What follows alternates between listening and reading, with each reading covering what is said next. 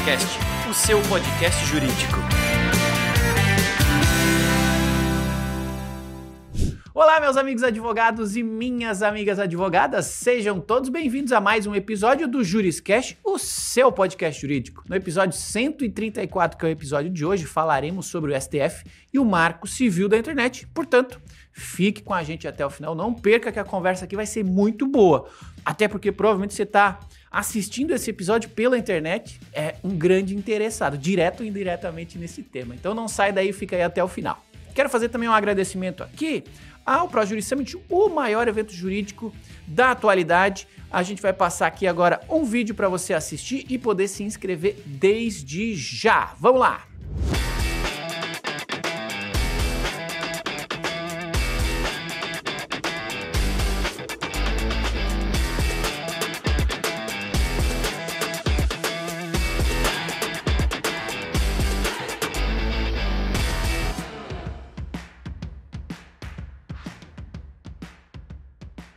Legal, e para você que segue por aí, fica aqui o convite a nos assistir em vídeo. Sim, estamos em vídeo neste podcast no Spotify e no YouTube. Então assista a mim e ao nosso convidado também por vídeo, ou se preferir, continue nos consumindo em todas as plataformas de consumo de podcasts na internet. Todos os episódios do Juriscast são gratuitos para você. Então aprenda comigo, aprenda com os nossos convidados em todos os episódios do Juriscast. Hoje, então, para falar sobre o STF, o Marco Civil da Internet, temos um convidado especialista aqui no tema. Ele é Felipe Monteiro, sócio do Kasner Leonardos e head do Startup Desk, atuando com propriedade intelectual, direito societário e capital de risco. Possui graduação em Direito pela PUC de São Paulo e especialização em Direito Societário pela FGV e experiência na assessoria jurídica a startups, investidores e empresas de diversos setores. Seu foco está, então, na solução, em soluções inovadoras e na produção de ativos intelectuais no mercado brasileiro e internacional. Feita aí a nossa apresentação, Dr. Felipe Monteiro, seja muito bem-vindo ao Juriscast. Muito prazer, Thiago. É um prazer estar aqui com vocês. Uma honra, na realidade, ser convidado para um podcast de tamanha excelência e com discussões profundas e interessantes sobre o ordenamento jurídico brasileiro e questões sociais também que acabam afetando dia a dia de nós usuários, de todos os cidadãos do Brasil e do mundo também. Pois é, e recentemente, se eu não me engano, foi no episódio 126, nós falamos também sobre o STF. E agora estamos aqui falando novamente. O STF ele tá ganhando uma visibilidade estranha, talvez até indevida, né? Mas se o tema tá aqui é porque a gente precisa falar sobre ele, né? Porque esse tema nos impacta enquanto profissionais da área jurídica ou, no mínimo, enquanto cidadãos. Então, antes até da gente entrar na nossa pauta, falar em específico lá sobre essa interpretação do artigo 19 do Marco Civil da Internet, Vamos tentar resumir, para quem não sabe muito desse cenário, para quem não é especialista no tema, ou para quem não está acompanhando os noticiários, você pode nos ajudar, por favor, a entender um pouquinho por que a gente está falando de novo do STF, né? E em específico desse tema aqui. O que está acontecendo, o que está em vias de acontecer, a ponto da gente precisar falar sobre o Marco Civil da Internet e o STF. Legal, Thiago.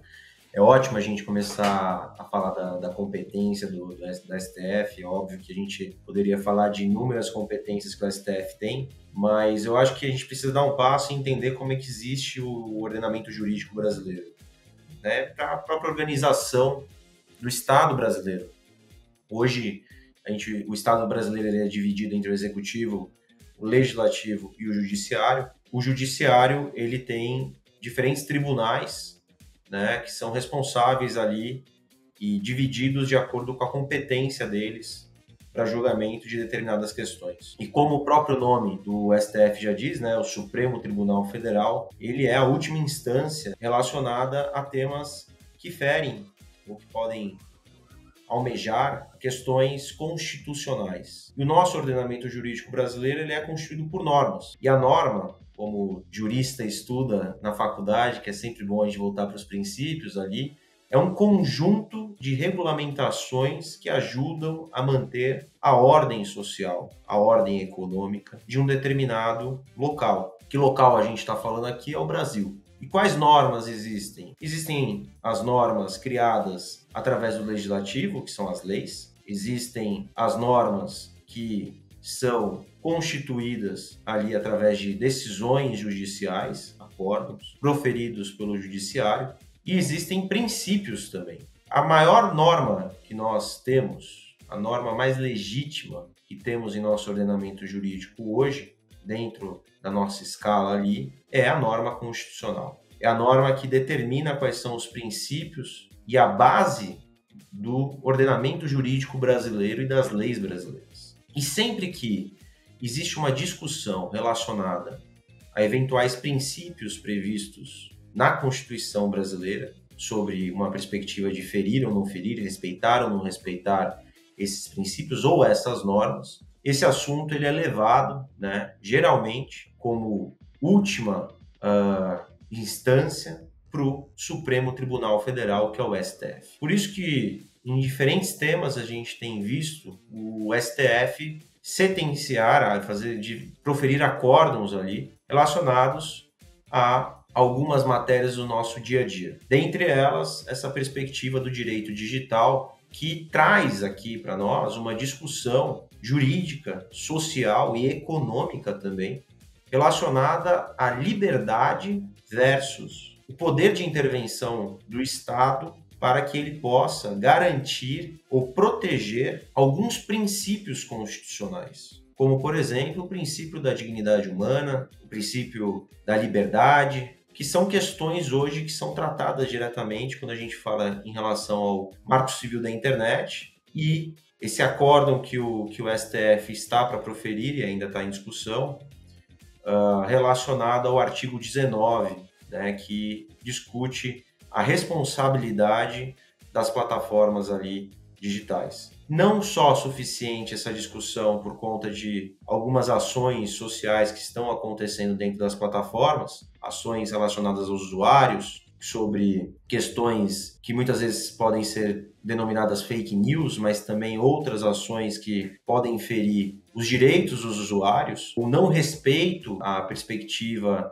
de liberdade e existência de um ser, quando há um ferimento à honra ou por exemplo, até a característica de escolha social ou escolha relacionada ao gênero de determinada pessoa, também abarcamos ali quando falamos dessas plataformas que, em determinado momento, estão desenvolvendo políticas para tentar combater isso, mas a gente entende que é necessário ter uma decisão ali do Supremo Tribunal Federal. E no que pese esse julgamento, a gente sabe que no começo desse ano, logo em janeiro, tivemos algumas decisões polêmicas também de algumas plataformas, né, em nível mundial, como por exemplo da Meta, que resolveu alterar os seus termos e condições de uso e política de privacidade, ou seja, as regras do jogo, né, ali que permeiam a plataforma, no que toca aos direitos de grupos minoritários ou a outros direitos, né? Ou até mesmo o que a gente denomina ali como a filtragem de determinados conteúdos para entender a veracidade ou a perspectiva desse conteúdo de determinada forma infringir o que previa ali as políticas, né? Então, partiu nessa alteração uma mudança de uma política menos intervencionista por parte da Meta e mais permissiva de não fazer a checagem desses conteúdos, o que também tem sido debatido amplamente agora no nosso ordenamento jurídico, porque no que pese a Meta ser uma sociedade aí mundial, né, que está em diferentes países, ali ela tem que, dentro da atuação em relação aos usuários e também em relação à atuação dela no Brasil, ela precisa respeitar as leis e diretrizes do nosso ordenamento jurídico. E eu acho que é isso que a gente vai discutir um pouco quando a gente falar do artigo 19 e também de outros assuntos relacionados a essa perspectiva da era digital e como fortalecer as entidades. E, por outro lado, existe também uma discussão sobre a perspectiva de autonomia privada das partes, né, se relacionarem ali contratualmente e também a liberdade econômica. para que a modulação que seja feita pelo Supremo Tribunal Federal não interfira e não prejudique ou inviabilize as atividades dessas plataformas que são tão importantes e utilizadas hoje pelos brasileiros. Legal, tem bastante coisa aqui para discutir e bastantes interpretações diferentes e influências sobre o mesmo tema, né? Essa flexibilização por parte aí do entendimento do STF com relação ao artigo 19 do Marco Civil da Internet, considerando que o Marco Civil da Internet já surgiu com essa ideia de organizar, né, regular como que o comportamento digital seria tratado do ponto de vista legal, essa flexibilização por parte do STF vai inevitavelmente, pode, né, inevitavelmente influenciar tanto os usuários quanto as plataformas, né? Como é que você acha que isso, do ponto de vista aqui, inicial, entre outros que a gente vai falar, de liberdade de expressão e até a pluralidade de debate público, como é que você vê que essa flexibilização, ou possível flexibilização, pode influenciar para o bem ou para o mal, na sua visão, na sua opinião jurídica aí, o uso das plataformas digitais dali para frente?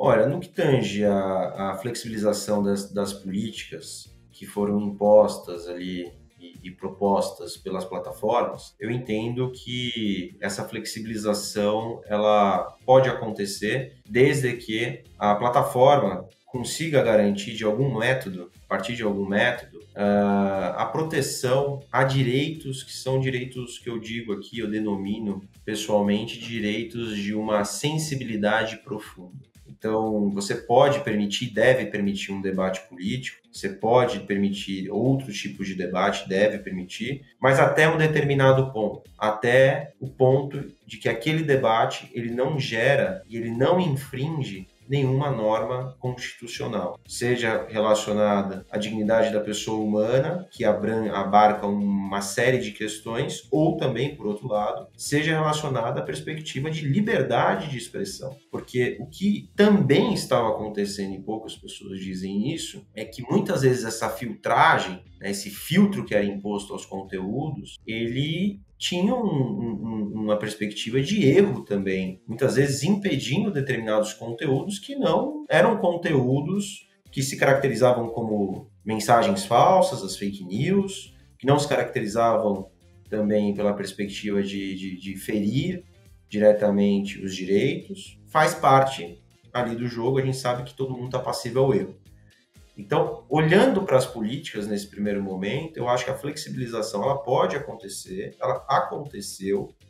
Agora, existe uma responsabilidade social da companhia, da plataforma, em também garantir um determinado limite. Se esse limite vai ser através de comentários dos próprios usuários, se vai ser através de outros mecanismos, utilizando a inteligência artificial ou não, aí eles podem ter a liberdade de autodeterminação.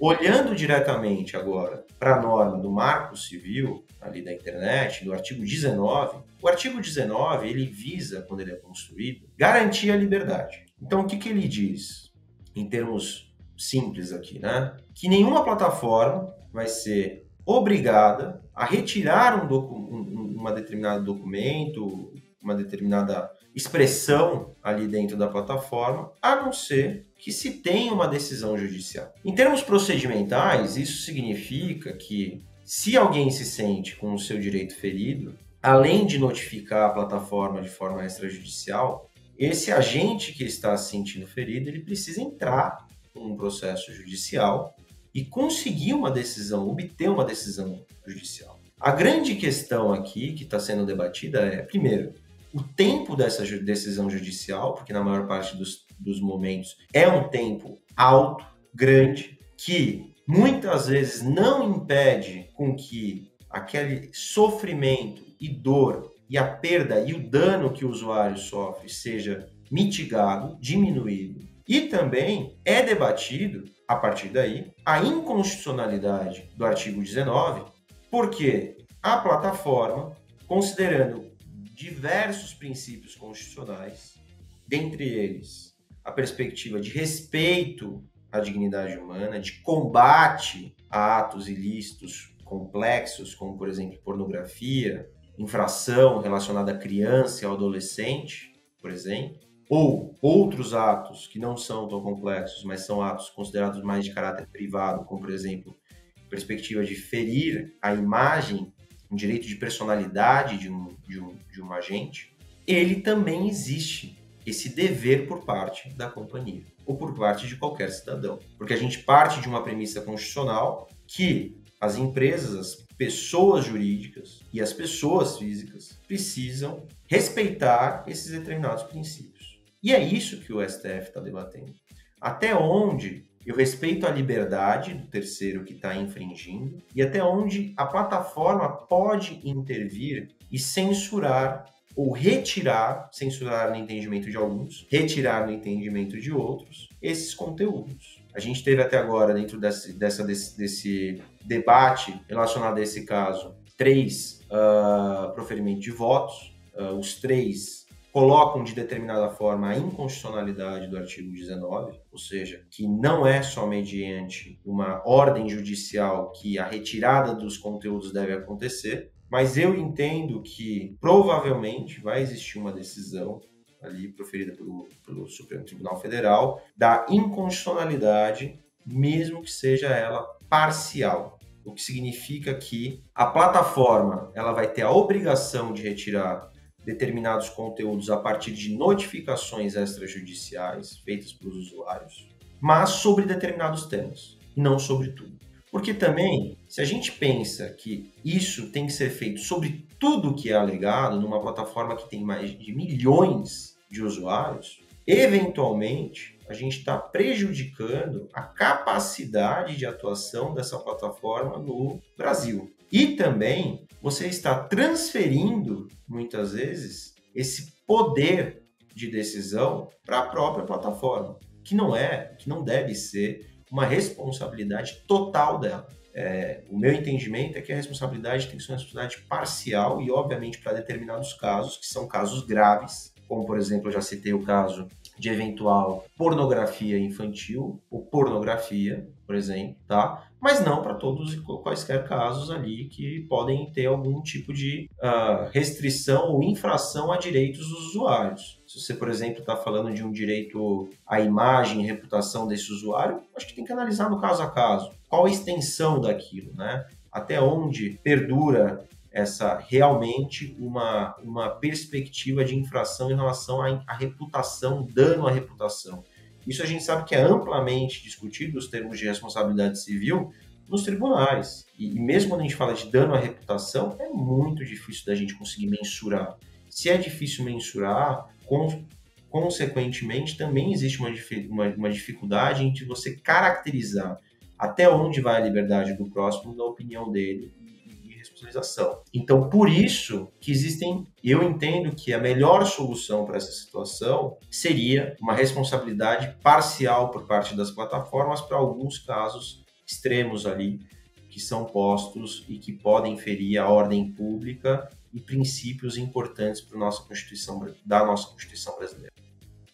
Legal, um bom ponto de vista, a gente limitar esse poder ilimitado, né, de remoção de conteúdo, porque de fato podem existir conteúdos que de fato não estão infringindo nenhuma regra e ao serem removidos estão, né, perdendo o seu direito à expressão. E eu concordo com você também no que você posicionou sobre a responsabilidade das plataformas. Eu tenho um conteúdo meu que também foi bloqueado e, inclusive, minha conta do Meta é restrita até hoje por um conteúdo que eu fiz um vídeo comparando visualmente a Constituição dos Estados Unidos com seus 4, 5 artigos e a nossa, mostrando a diferença e tal. E nada demais no conteúdo, nenhum posicionamento político ou agressivo, mas o algoritmo entendeu que havia ali algum problema e ok, fui vítima dos termos de uso do Meta. E faz parte de estar naquela plataforma, utilizar o seu espaço e seguir os seus termos de uso. E, logicamente, essa discussão é muito boa para a gente chegar a esse entendimento mais claro sobre quais são esses limites de intervenção de cada uma das partes, tanto do STF quanto da própria plataforma em si. Essa minha colaboração me leva a uma perguntinha que vai se separar em duas, né? A primeira delas é, será que hoje, né, segundo o artigo 19 do Marco Civil lá da internet, o jeito correto, como você bem citou, hoje, de fazer a remoção de um conteúdo digitalmente é através de decisão judicial. Em alguns locais da Europa, eles utilizam um outro conceito, eles utilizam lá a notificação e remoção, como você também citou aqui, que a remoção é feita sem ordem judicial. Você acha que esse é o modelo... Você já respondeu, né? Que esse modelo deve ser limitado a algumas temáticas, né? Alguns temas específicos. Mas como será que a gente chega nessa garantia de que quais são eles e qual é o limite dessa interpretação para que o devido processo legal e a ampla defesa sejam mantidos na maior parte dos casos, né? Ou, se possível, idealmente, na totalidade, né? É uma discussão difícil porque ela é bastante interpretativa, né? Tanto do código quanto da interpretação do próprio conteúdo em si, né? O ideal, assim, olhando para um cenário ideal, que eu acredito que hoje ele não é passível de ser praticado de acordo com algumas questões que eu vou comentar. Cenário ideal, você tem uma lei, você tem um projeto de lei que tramitou, em que você tem a alteração da lei, e essa lei determina quais são os passos ali, e determina também qual que é a autonomia privada perante a relação usuário-plataforma. Acho que esse em termos procedimentais, entendo que é esse. Por que eu acho que isso não é passível hoje? Tá? No Brasil, a gente está discutindo uma reforma tributária. No Brasil, existem outras questões que são também de alto clamor social, econômico e político. Hoje, entre nosso Congresso Nacional, tramitam milhares e milhares de projetos de lei. Então, talvez essa medida, no momento atual, não seja passível de ser utilizada. Por isso que entra o STF tentando fazer uma interpretação dessa norma para entender até onde ela é constitucional ou inconstitucional mediante um caso concreto. Eu acho que hoje é o que nós temos para essa situação específica. Não estou colocando outras situações em que eventualmente o STF esteja decidindo. Olhando para uma perspectiva de atuação mesmo das plataformas, como eu disse, ela tem que ser responsabilizada e ela tem que parcialmente, e eu acredito que ela já tem que criar mecanismos de autorresolução com os próprios usuários. Um exemplo, se eu acho que o Thiago ele veio e infringiu e expôs de alguma forma algum direito meu, eu vou entrar com uma notificação extrajudicial. A própria plataforma faz um método de resolução desse conflito e decide ali dentro dos termos e condições de uso e da política dela. A minha discussão, para determinadas questões, e aí quais são essas questões? Seria a lei que falaria? Ou a própria decisão do STF que teria que taxar ali um rol de direitos que a plataforma teria responsabilização ou não? Nós seríamos e faríamos ali uma autocomposição do nosso problema. Então, existe um problema de direito de imagem. Legal, faz uma autocomposição entre o Felipe e o Thiago. A plataforma intermedia isso. Ou a plataforma aconselha ou coloca algum profissional para intermediação disso, para mediação disso, para que exista uma autocomposição. Porque da mesma forma que nós temos um Congresso Nacional repleto de projetos de lei, isso também acontece de uma forma um pouquinho distinta com o nosso judiciário. O judiciário está repleto de batalhas e disputas judiciais. E claramente ele não consegue, dentro da celeridade do que acontece na plataforma digital, ele não consegue decidir com a mesma celeridade. A gente estava discutindo há alguns anos atrás a perspectiva de direito ao esquecimento, se ele acontece ou não acontece, se ele existe ou não existe. Mas você sabe que o que viraliza hoje, daqui a um mês, provavelmente não está mais viral, mas ficou ali. E aí? Como é que eu vou conseguir retirar isso dentro de um mês? Aí eu vou ter que fazer um pedido de liminar, o juiz vai ter que analisar, conceder, enfim. Eu entendo que para determinados objetos, a gente vai precisar de um mecanismo criado pelas plataformas de autocomposição, em que a plataforma, e aí entra o que você colocou, a plataforma ela não vai somente escutar um lado, ela vai escutar os dois lados. né? Então, ela, entre aspas, vai estar garantindo, numa perspectiva privada, uma ampla defesa ali dentro do usuário. Ela vai escutar o Thiago, vai escutar o Felipe e vai determinar. O Felipe não ficou feliz, aí ele vai ter que ir para uma ação judicial, porque ele discorda daquilo ali que foi posto. Mas pelo menos ele dá mais legitimidade para esse processo de tentativa de autocomposição entre os usuários ou entre a plataforma. Eu estou colocando, obviamente, aqui um caso de 2 usuários, mas pode existir também um caso em que a plataforma, como o seu caso, né, que você comentou anteriormente, que a plataforma está entendendo de forma diferente. Então, dá um processo ali para que você explique, demonstre através de provas e entenda também. Porque muitas vezes o que acontece por parte da plataforma, isso daqui fere nossos termos e condições de uso. Ou isso daqui fere, de alguma forma, a ordem constitucional, o ordenamento jurídico brasileiro. Ou fere de leis brasileiras. Tá, mas Sim. O quê? O que está tem ferindo? muita clareza sobre os aspectos que estão sendo levados em consideração na decisão, né? É isso, porque Legal. Imagina o seguinte, hoje, uma das questões mais difíceis é a gente conseguir garantir direitos de propriedade intelectual dentro das plataformas. Então, como é que eu vou garantir que aquele terceiro está utilizando, através de um licenciamento, a minha marca, ou o meu conteúdo autoral? Se tem um terceiro desavisado que está utilizando a minha marca, sem autorização, eu vou até a plataforma e peço para ela retirar. Esse terceiro, ele tem que estar ciente do porquê que o conteúdo está sendo retirado. Até porque ele tem que aprender com aquilo, porque senão ele vai achar que foi uma outra questão e ele vai continuar repetindo o ato, e isso vai gerar um maior gasto e custo também ali para as plataformas. Porque, querendo ou não, elas vão precisar investir, como elas investiam para fazer ali o filtro, a filtragem dos conteúdos, elas vão precisar criar novos mecanismos, tecnológicos ou não, provavelmente tecnológicos, para conseguir resguardar esses direitos. Legal que você falou até de propriedade intelectual. Essas plataformas, elas cresceram e se popularizaram tanto por conta de tecnologias proprietárias que hoje nós chamamos de algoritmos, mas que são eles, uma tecnologia proprietária da rede, que faz normalmente essa recomendação, esse filtro, com base em atributos que também nós não conhecemos de forma geral, né?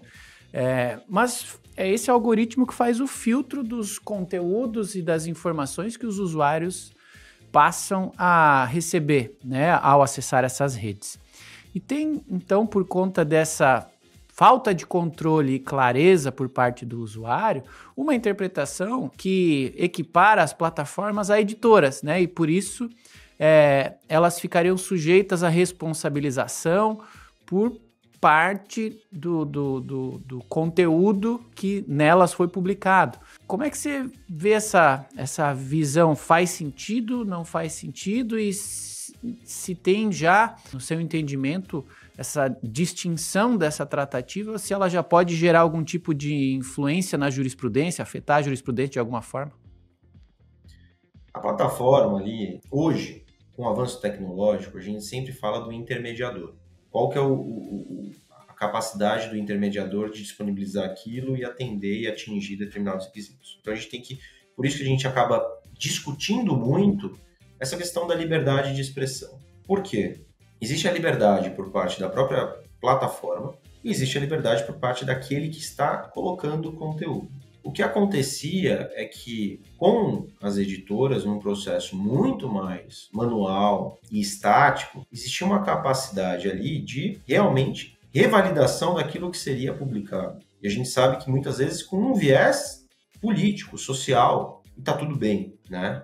O que está acontecendo com as plataformas é que o tamanho de tráfego de dados e informações é tão grande, tão rápido, ele está tão intrínseco na rotina dos usuários, dos cidadãos, né, que existe uma dificuldade técnica da plataforma conseguir, sim, mensurar e até proibir. E aí, quando eu falo de dificuldade técnica, não é que as plataformas não teriam capacidade de solucionar, porque eu entendo que hoje elas conseguiriam, mas é necessário um investimento alto nisso. Não somente um investimento para desenvolvimento da tecnologia, mas para manutenção e armazenamento dos dados que estão sendo colocados ali e postos, porque é um tráfego muito grande. Eu entendo que a plataforma, ela Como se trata de um veículo privado, ela tem que sim, tá, de determinada forma, dizer quais são as regras dentro daquele veículo privado. O que você precisa ter para acessar a minha plataforma, o que você precisa respeitar para acessar a minha plataforma e quais são as consequências disso.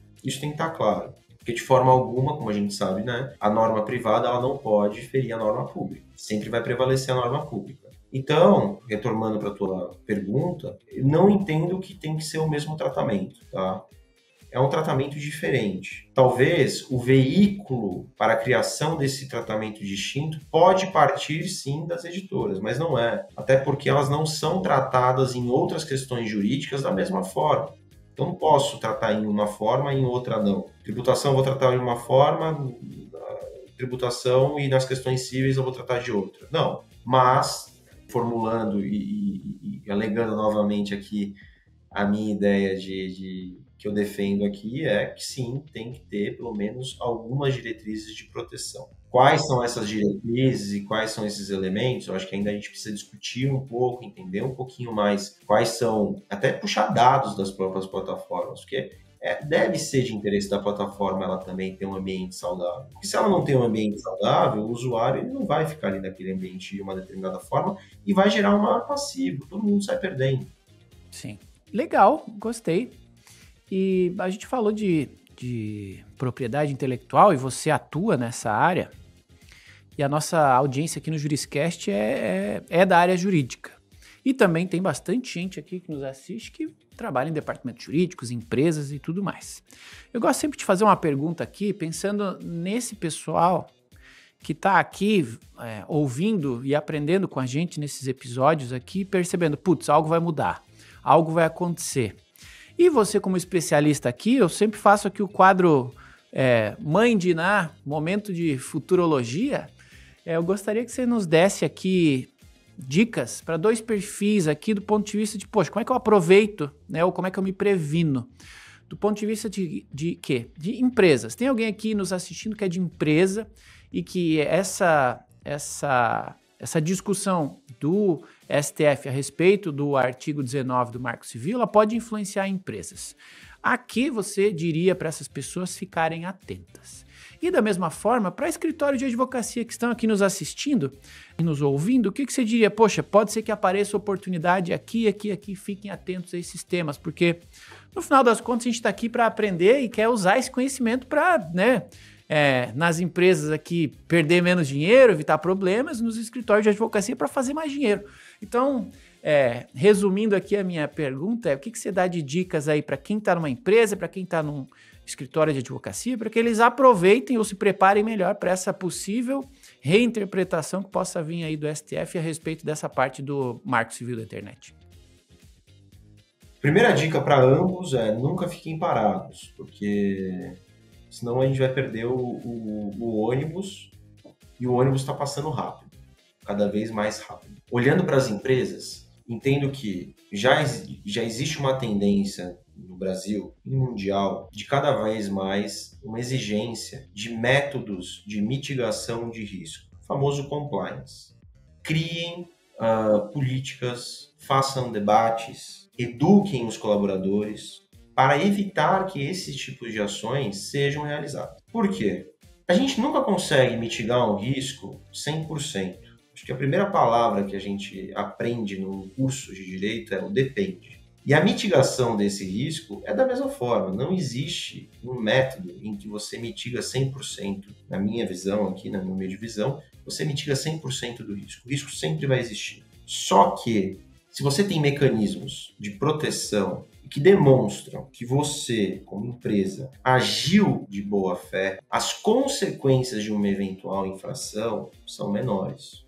A gente não pode... eu acho que muitas vezes eu brinco, né, nas aulas de mestrado, numa discussão que eu tenho com alguns colegas, é que a boa-fé ela tem sido utilizada para muitas coisas. Então, tudo é boa-fé.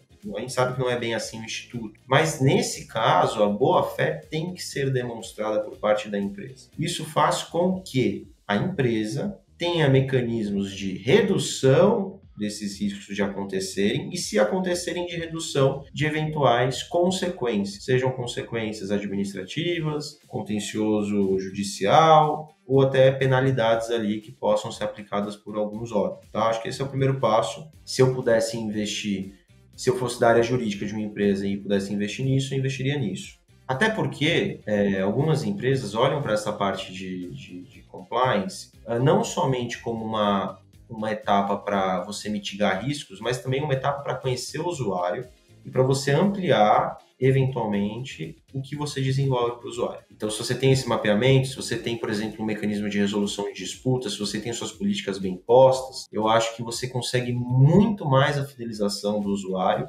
e isso tem uma característica econômica para a empresa. Porque a gente sabe que cada vez mais está difícil a gente fidelizar, né, com a quantidade de oferta que a gente tem no mercado, a gente fidelizar isso, né, fidelizar esse usuário, esse consumidor, esse cliente, para todo e qualquer mercado. Tá? A gente estava falando do mercado de inteligência artificial, que só existia uma plataforma, hoje a gente já tem 5, 6 plataformas. Qual que você usar? Eu uso todas, mas qual que você prefere?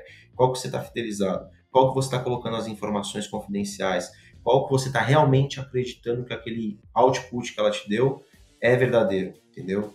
Então, tudo hoje a gente tem uma alta competição. Para os escritórios, eu acho que aí, consequentemente, também surge a oportunidade de desenvolver esses serviços de proteção e mitigação de risco. Existe a possibilidade de estar mais próximo desses clientes. Existe a responsabilidade de fazer em casa isso também. Então, educar os profissionais, os jovens advogados, os estagiários, quem quer que seja dentro da instituição, para que eles entendam essa perspectiva. E tem um outro ponto que aí eu acredito muito, cada vez mais estar próximo do ambiente digital. O ambiente digital já é uma realidade. Durante a pandemia, a gente discutia se o ambiente digital ele ia, de alguma forma, alterar completamente o nosso modo de convivência. Hoje existe uma discussão de voltar totalmente para o presencial.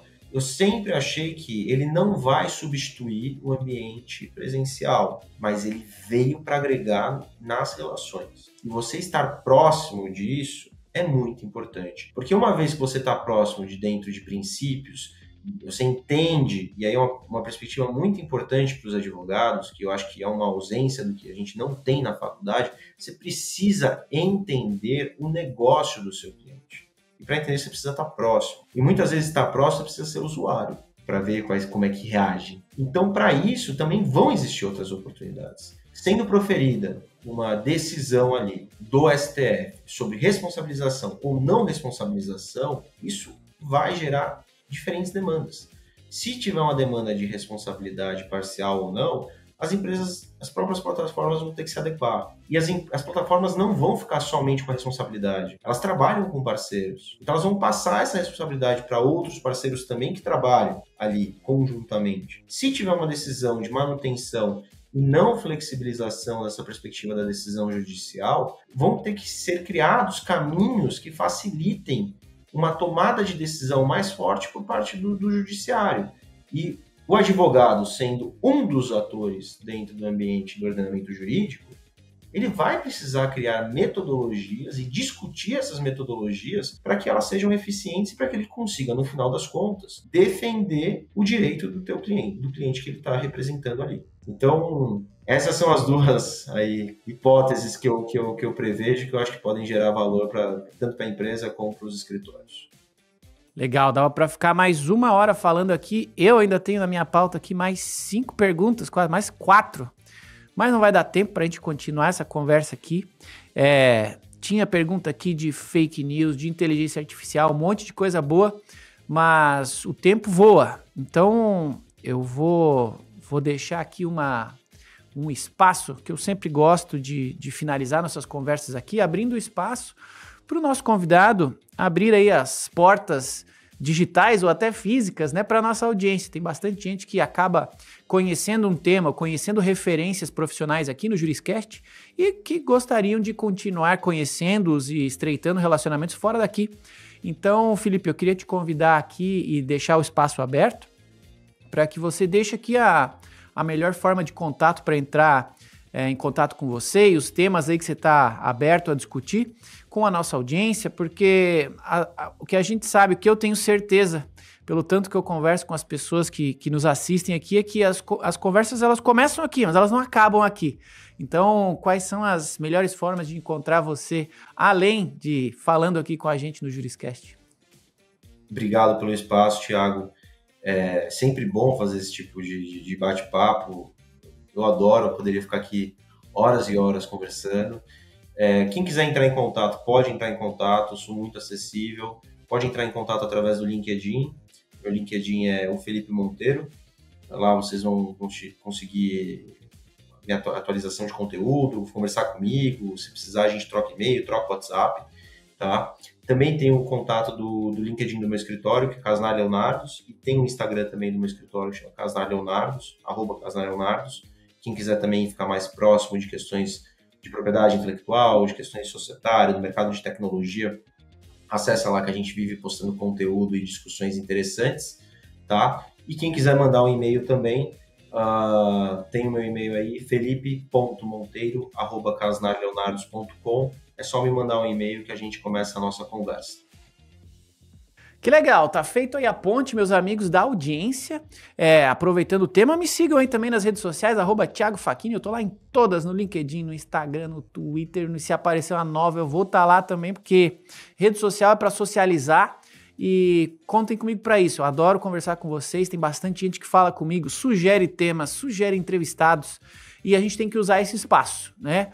O benefício de viver num mundo digitalizado é esse, a gente consegue conhecer, conversar e aprender com especialistas do mundo inteiro, basta que aproveitemos essa oportunidade, que utilizemos essa informação da melhor maneira possível. Você acabou de receber aí a possibilidade de conversar de perto, né, com o Felipe, então aproveite. Vamos deixar os links em todas as descrições aqui, para que você não precise nem digitar, porque Casnar é meio difícil, tem um monte de letra ali no meio, mas se o pessoal não souber, o link vai estar aqui na descrição, tá bom? Fiquem tranquilos.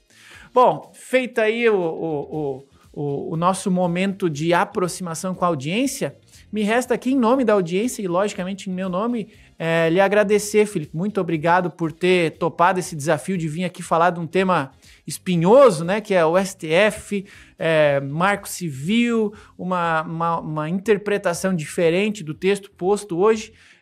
Só posso lhe agradecer pela disponibilidade, pela gentileza de ter compartilhado seu conhecimento aqui com a gente. Obrigado, Thiago, é um prazer. Conte comigo e que possamos tomar outros cafés e também possamos aí participar de outros projetos e outros episódios. Sempre acompanho o teu podcast e vocês estão de parabéns. Legal, muito obrigado. Isso aí é fruto de fazer o que a gente fez aqui hoje, ó, trazer especialistas. Eu sempre sou o maior beneficiário dos Juriscasts, porque eu aprendo com cada profissional que não dá nem para contar. Só você ouvindo todos os episódios aí para você saber o quanto gente boa já passou por aqui. Muito obrigado, então, de novo, Felipe.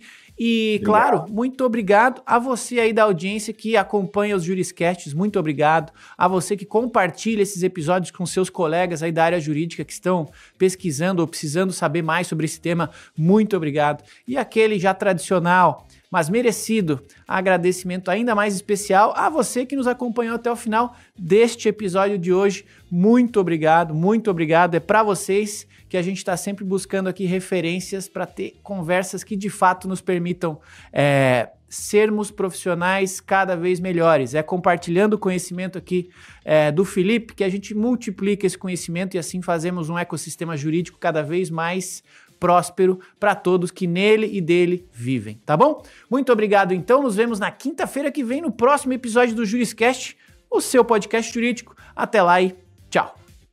Você ouviu o Juriscast, produção e oferecimento ProJuris, plataforma de inteligência legal, líder no desenvolvimento de software para departamentos jurídicos e escritórios de advocacia. Conheça mais em projuris.com.br.